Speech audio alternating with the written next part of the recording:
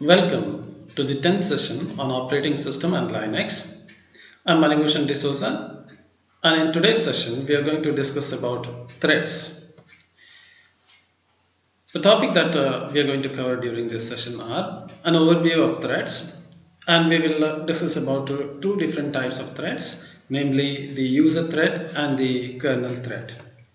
A thread is also known as a lightweight process. Now we know, as of now, we know that we have different processes waiting on the ready queue, and CPU takes one of the process from here and executes. So we assume that it's going to execute the instruction one after the other, and the process gets continued. Now, in order for a process to execute, the operating system has to do a lot of housekeeping. In particular, the operating system has to maintain the process control block or PCB for a given unit. Now, our idea as of now is that the entire process is going to be executed. Now, you can imagine that even though we have a one process getting executed, that process can be divided into number of small unit, and these small units can be executed in different ways. And this main program which you have is subdivided into smaller unit, and that is the one unit, that one particular block can be executed inside the CPU. So as of now, what we know is we have one process, and that's the only one process is getting executed. But now what we have, you have to change your idea, and now what you have to assume that one process can be splitted into smaller unit, and these smaller units can be executed inside the CPU. Okay, so this basic unit that can be executed inside the CPU is called as a thread. Okay. A thread, like a process, contains the thread ID. So we know that every process contains a process ID. A thread will contain a thread ID. And we know that in order for a program to execute, a program must have a program counter. In the same way, the thread is nothing but a set of instructions which can be executed separately. So this set of instruction has to be executed in a particular sequence, and the program counter is the one that's going to tell the CPU which is the next instruction that has to be executed. And this is how the program gets executed. So whenever a program has to be executed, the CPU first checks the program counter. The program counter says which is the next instruction that needs to be executed. CPU loads that a particular program and then starts executing. Now in order for it to execute, for a particular program to execute, we need a program counter. Apart from that, we know that as the program is executing, it will have to store some data. It has to add, subtract, multiply, it compare, whatever it is. In order to do that, it needs some value or some data, and that data or some the input can be stored in the register. So the register is required. Apart from that, like all the other program, a stack is also required. So you can imagine a thread to be a miniature, a small program or a process that can be executed. So it is a miniaturization of your process. So you can imagine a process, so you can imagine a process as a very large thing, so a process very thick thing, whereas a process is nothing but the lighter part. So you can have a very small unit that are getting executed in parallel. So even though you see a process like this, it consists of a number of smaller individual basic unit that gets executed inside the CPU. Okay. Now, because I said a process consists of a number of threads, and in our previous discussion, we know that whenever a process is created, a process is associated with some memory. It may be associated with some input output devices or some other devices. In other words, a process can be associated with a lot of resources like your input output, the memory, the files, and so on and so forth. Because all these threads are part of the process, they can also share the resources that are allotted to the process. So whatever resources that are there with the process can be shared among the threads. Now again, get that point. So you can imagine thread is nothing but one small part of the particular process that can be executed by the CPU. Now if you have seen this nylon threads, the plastic threads that you get for maybe to dry the cloths and so on, you've seen that plastic threads, the nylon threads, they consist of smaller tiny threads. If you untwist them, you will notice that even though the thread looks as a single one, inside that thread there will be smaller tiny threads are there. In the same way, here if you look at the process is a very thick, you can imagine it has a very thick wire or a thick unit of execution. Inside that you can have a tiny or maybe thin process inside it, and we don't call them as process, we call them as a thread. So thread, you can combine, if you twist all the threads together, you get a process. You can imagine like this, not I'm just giving you an analogy how you can imagine a thread as a part of the process. So process gets scheduled, so operating system knows that it is a process, but inside that process smaller tiny things will be there. So this is how you can imagine it. Okay, so a traditional process that you see is a single threaded. So you can, if you look at a traditional process, it is one big chunk of code that is getting executed. Okay, now this is called as a heavyweight. Now why do we call it as a heavyweight is, in order for the operating system to start a process, not a thread, a process, operating system has to do lot of circuits in order to achieve that thing. It has to maintain the PCB, it has to load it, it has to do all the things, it has to schedule it, and so on and so forth. So a lot of effort is required. So from the operating point of view, it is a heavy piece of work that it is doing whenever it executes a process, whereas thread is inside that process a smaller tiny pieces of it, so it is not as heavy, it's not as burdensome for the operating system. So if you imagine a process consisting of multiple threads, they can do many things at a time. Now just imagine what I have told you in the previous classes. So in the previous class I told you that there is a ready queue, and there are many processes are waiting for the in the ready queue, and the CPU takes one of them and start executing. Now as it executes, if this particular process makes an input output request, suppose this process says I want to read, I want to write, I want to do some input output operation, what the CPU will do, or what the operating system will do, it will take this thread and put it back to the particular queue of that device which it is waiting for, and it is going to be sent out. Now this happens because this entire process is one unit. You can imagine it as a one single processing unit. Now what if this particular piece has this particular process has two pieces? So one of them got stuck because it made an input output request. So what the CPU or what the operating system will say, okay, you are say this process is making input output request, so you please vacate the CPU so that I will schedule something else. I don't want the CPU to be idle.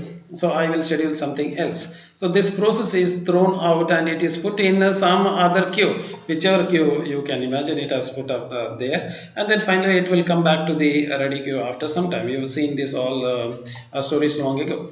But the thing over here is, suppose if it has two threads, what it can do is, okay, one of my thread got blocked because input output request, it has made input output request, but I have something else I can do. So don't pull me out of the memory, out of the CPU. I am not going to keep the CPU idle. Instead, I am going to do something else.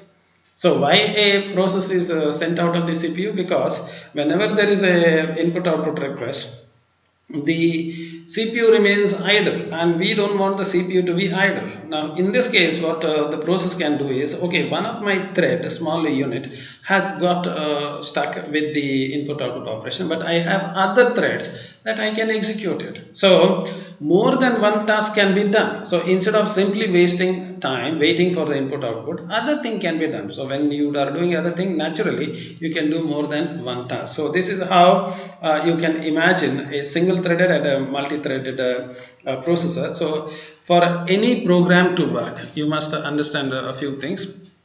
First of all, it needs code, it needs data, maybe it needs some resources like files or other, and some it's going to use some CPU register for its work, and definitely it's going to use the stack. Now if this is only one process that is running, this is a single threaded. So in multi-threaded, what happens is this part remains same, the code, the data, the files, everything is same, common, because it is a process. That after all, it is a operating system is scheduling it as a process, but in turn I told you it consists of a smaller unit. So I told you, so if you take one nylon thread, there will be other nylon thread which is wound like this. So one and one and one and one, so many will be there. So each and every unit is a basic execution unit. So you need a register, you need a stack, that is there for all of them. What is good thing about it is all these three are being shown. You can have 10, you can 20, any number. All of them are sharing this same common thing. They share the code, they share the data, they share the files. Okay, so you can imagine that a application can be implemented in multiple threads. So in general, that is true. Whenever we see a huge application, the entire thing is not run as a single unit. There will be smaller thread, smaller basic units that will go. For example, if you take a browser, when you watch the pages, web pages on the browser, one of the thread will be downloading an image, other may be downloading a JavaScript, other may be doing something else.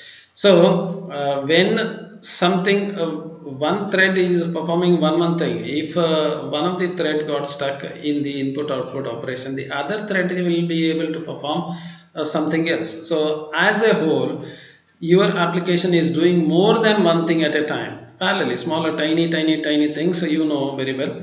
If you join drops together, you can get a river. Again, if you drop join together, you can build a sea all together. In the same way, if you build a smaller thread together, if you combine them together, you can build a bigger application. If you take, for example, you can take an example of a word processor. So your Microsoft Word, for that matter, you are typing something, so one of the thread will take care of your typing, whatever you type, that it is going to store it in buffer. The other backside, other is going to spell check it immediately. The third one may be showing a image that you have inserted into your Word document. So all of them, the entire Microsoft Word works as not a single unit, but inside it there are multiple threads which are running in parallel maybe. Okay, so the other example that will come to your mind is a web server. Now you know very well, whenever you want to see something on the web page, you go to the web server. So for example, you may go to the Flipkart, you may go to Amazon, or you may go to some movie booking site. Many people will go there. Now this entire thing is hosted on a server, and it is usually called as a web server. Now if web server runs a application called as a web application, Okay, and all your who are connecting to this, they are called as a client. Now if there is only one thread that is running, what will happen is whenever a client comes to the web server, one client comes and makes a request, and the server will happily fulfill that request. So it may send the images, text files, everything, whatever the user requires. What about the others? Others cannot be accommodated because one of the main program has got input from one of the client. What about the remaining have to wait. Once their work is done, the others have to go.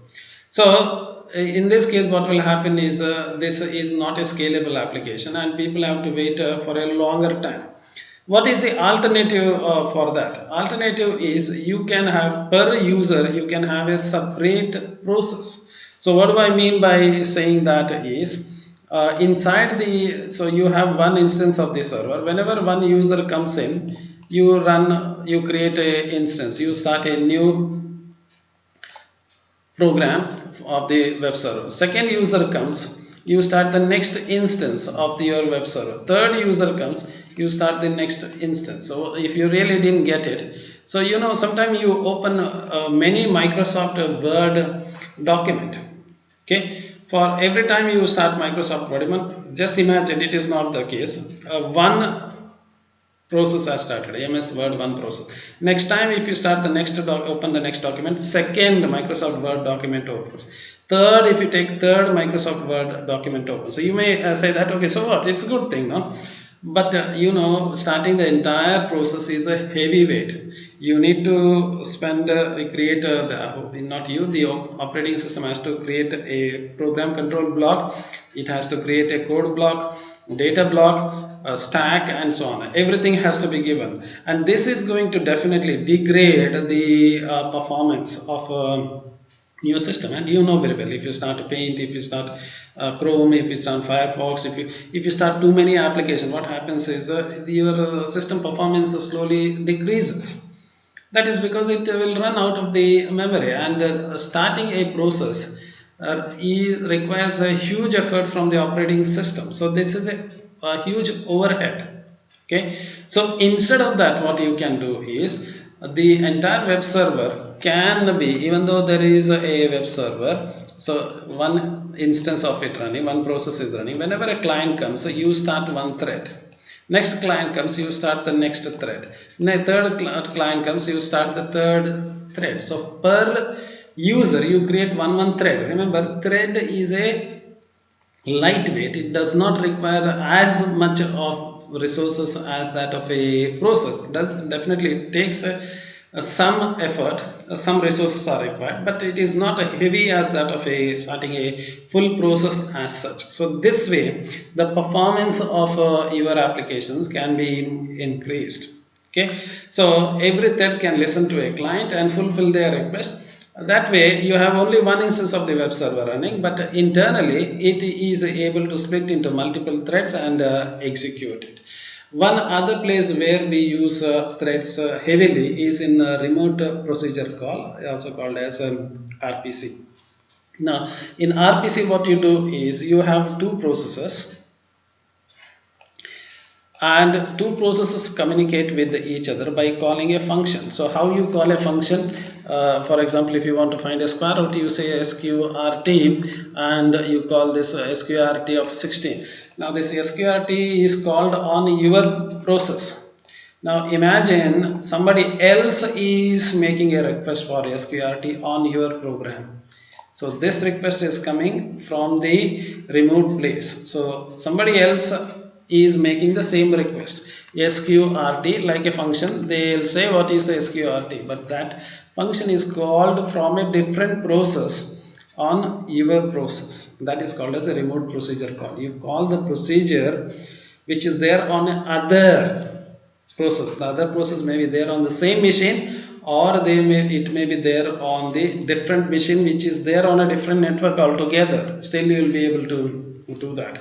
Now in this, whenever you have this kind of situation, what you can do is you can have multiple threads. So whenever a request comes to your program, it spans a new thread, and the request is satisfied. So instead of starting a new instances, new executing your program again and again for every client, only one instance will be there, but multiple threads will run on it. What are the benefits of having multiple threaded programming? First of all is responsiveness. So what do you mean by saying responsiveness is, because your program, your process is splitted into multiple threads. So what happens is, if one of them got stuck, or if one of them is taking longer time, the other can respond to the user. So it is not just one process. So if you have only one process, and if it gets stuck, you will not be able to do anything. If it is taking long, when I say it got stuck, what I mean to say is, if it is taking too much of time, too much of processing, or too much of time, then entire thing will come to an halt. Whereas in this case, if one of them is taking too much of time, the others can start performing their work. So this way, you can have a better response to the user. So if otherwise, what will happen is, when I click on something, nothing happens.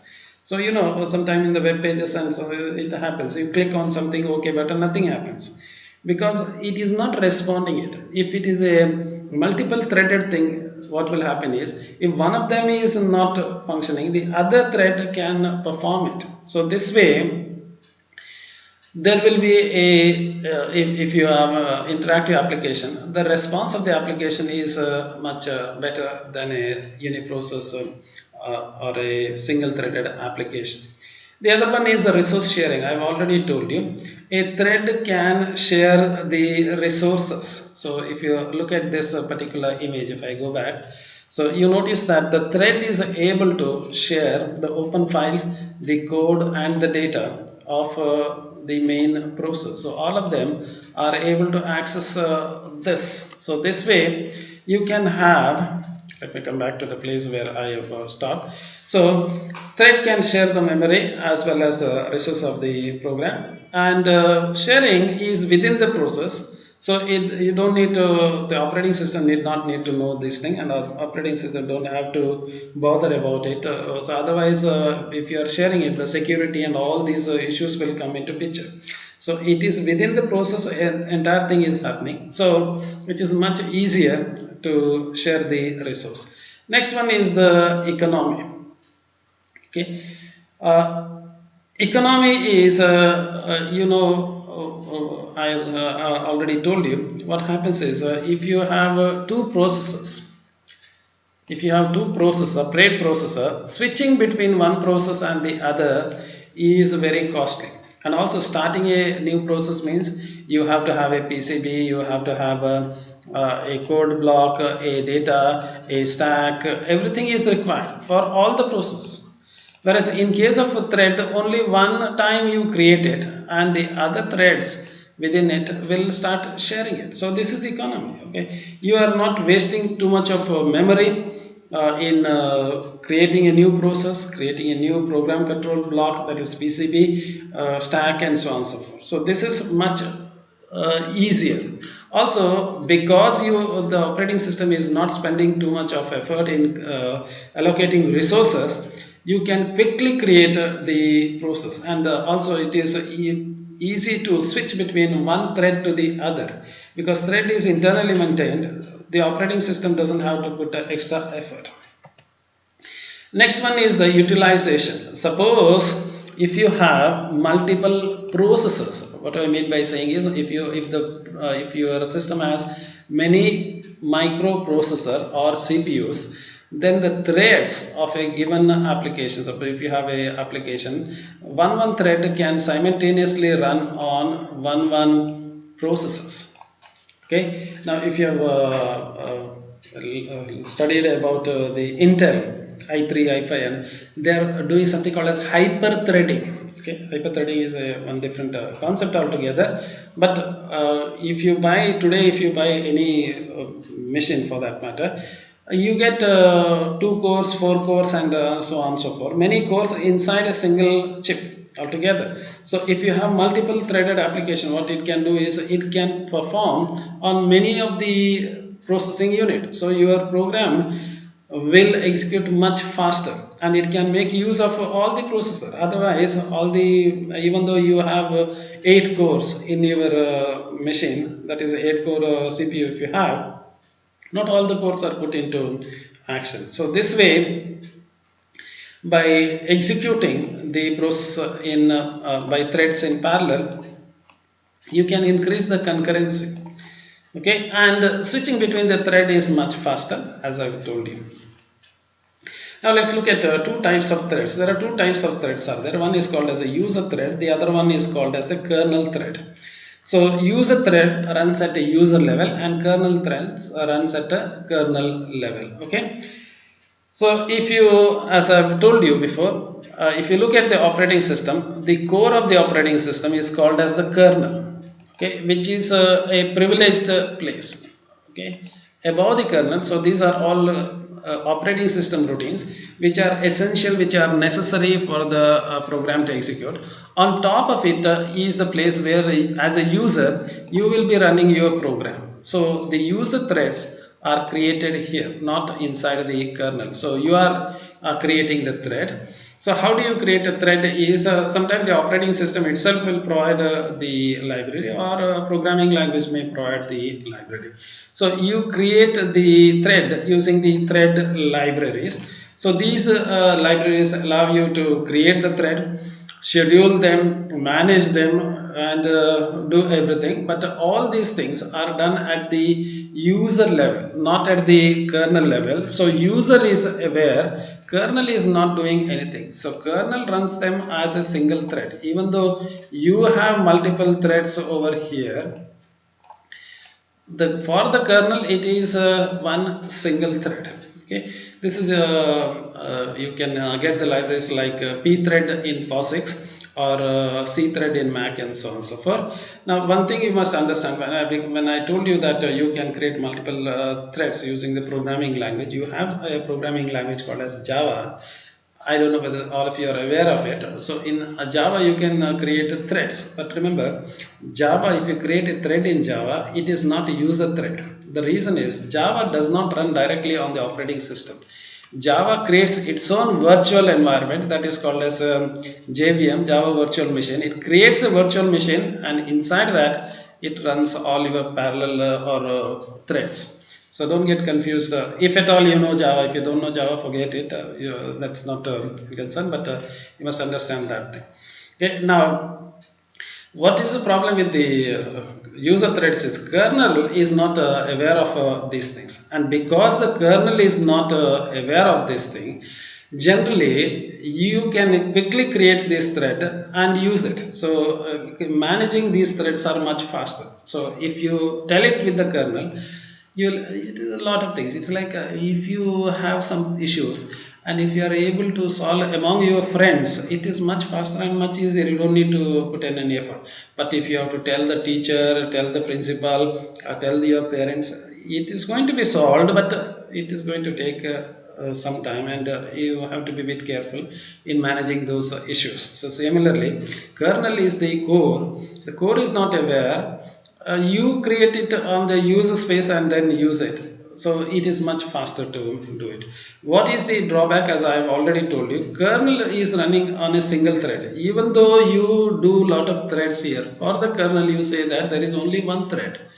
So what happens is, if you have many threads here, at suppose if you, this is the below is you have this kernel, and above it you have the user level. So at the user level, you may have many threads, you may create many threads and so on. But when it comes to the kernel, for it is only one thread that is running. Okay, so if one of the thread is taking lot of time, like it is blocked because input output operation, you may not be able to get that kind of boost, because kernel is running at a single thread. So what is the solution for that is run the threads inside the kernel, and that is what you have. So kernel threads are directly supported by the kernel. Okay, kernel threads are supported directly by the operating system. And I say, okay, so operating, you can create same, you can create, schedule and manage them. Okay, these threads are managed by the operating system, and because it is managed by the kernel of the OS, they are a bit slow to create, and a bit effort is required to manage them. Okay. Now, good thing about it is, because there are multiple threads are there. So because now you have multiple threads are there. So what happens is, if one of them is stuck because of some reason, the others can, operating system can schedule the others, because operating system knows that there are other threads are there. In the previous case, operating system doesn't know that there are many threads are there. You are managing the thread on your own. So if one of the process gets stuck, operating system thinks that one of the thread got stuck. Operating system says that I don't know anything, it is a single thread. Whereas in this case, operating system knows that there are multiple threads are there, and it can manage. Again, if there are multiple processes are there, it can schedule the threads in the multiple processor as such. Okay, most of the operating system supports kernel threads, like your Windows NT, Windows 2000, Solaris, Windows XP, and everything. Any operating system, are supporting kernel threads. Okay, that's all regarding the threads. More about it, if you are interested, you can refer the Galvin's book. Thank you for your interest.